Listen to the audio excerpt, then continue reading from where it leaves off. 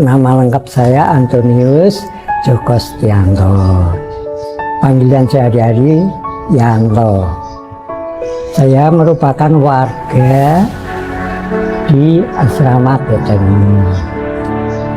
Pekerjaan pensiunan. Usia sudah 71. Benteng Fort William I. Itu Fort itu adalah bahasa Belanda yang artinya juga benteng. Ya. Jadi benteng William I ya sama dengan Fort William I. Karena bangunan ini dibangun oleh kolonial Belanda, bangunan ini dimanfaatkan, memang dibangun untuk benteng pertahanan dan merangkap sebagai tempat tahanan musuh-musuh Belanda yang dianggap akan memberontak. Itu ditahannya di sini. Belanda membangun mulai tahun 1824. Selesai keseluruhan itu 1848. Kalau sampai saat ini ya, kalau sejarah untuk lapas itu ada rinciannya. Zaman Belanda memang ditempatkan sebagai tahanan musuh-musuh yang ingin memberontak. Demikian juga pada waktu pengambil alihan oleh Jepang 1942 itu juga dijadikan tempat tahanan, atau kalau istilahnya kalau Jepang itu interniran. Itu tahanan-tahanan musuh-musuh Belanda, musuh-musuh Jepang ya.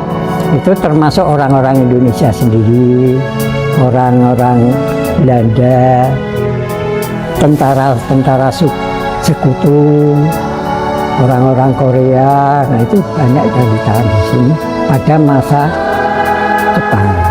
Ini dulu adalah daerah tertutup, terlarang. Ya. Jadi baik ke makanya yang dihuni di sini selain lapas itu ada dulu tempat tahanan militer. Untuk lapas sendiri setelah pengambil alihan dari Jepang Belanda ke RI itu pernah sebagai penampungan para pemberontak. Itu tahun 1935, 36 sampai 60 itu pemberontak seperti Permesta, DITII, PRRI itu. Dan yang terakhir yang pemberontak G3PSPKI. Itu ditampung juga di sini, itu sekitar tahun 65 sampai 70. Bangunan ini berbentuk bujur sangkata. Jadi 4. Di ujung-ujung pojok-pojok itu ada bangunan tersendiri. Di luar bangunan induk itu ada 4 bangunan sebagai tempat pengintaian.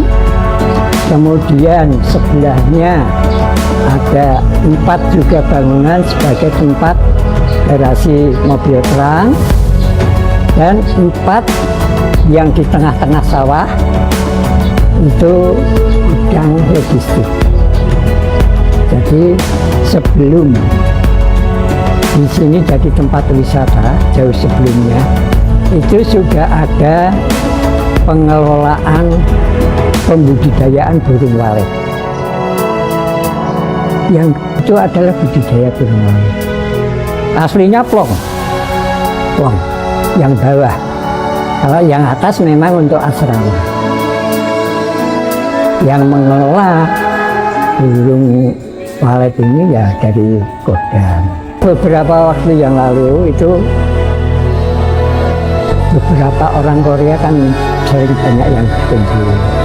Tapi akhirnya mungkin ada persatuan orang-orang Korea yang sudah menetap di Indonesia itu kumpul mengadakan pertemuan sendiri, akhirnya mempunyai rencana untuk mengenang warga Korea yang pada masa zaman Jepang ditahan di sini, disiksa, dibunuh, itu akan dibuatkan monumen. Jadi ini inisiatif orang-orang Korea yang ada di Indonesia yang mengajukan izin tidak langsung ke Kodam, tapi justru antar negara, antar kementerian dalam negeri. Jadi ini dijadikan tempat wisata. Ini pengelolaannya hanya warga. Dulunya ini adalah daerah tertutup karena makin lama majunya zaman, itu kan banyak anak-anak yang ingin tahu, mendengar ada bangunan tua. Itu akhirnya banyak sekali yang berkunjung, tapi tidak ada yang menjaga.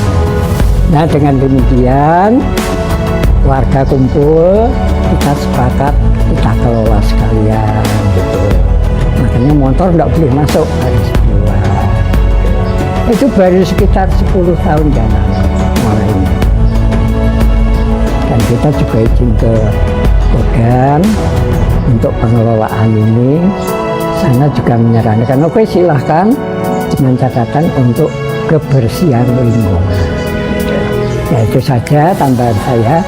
Jadi walaupun sesungguhnya ini wisata bukan wisata resmi ya, tapi ada izinnya dari Kodam.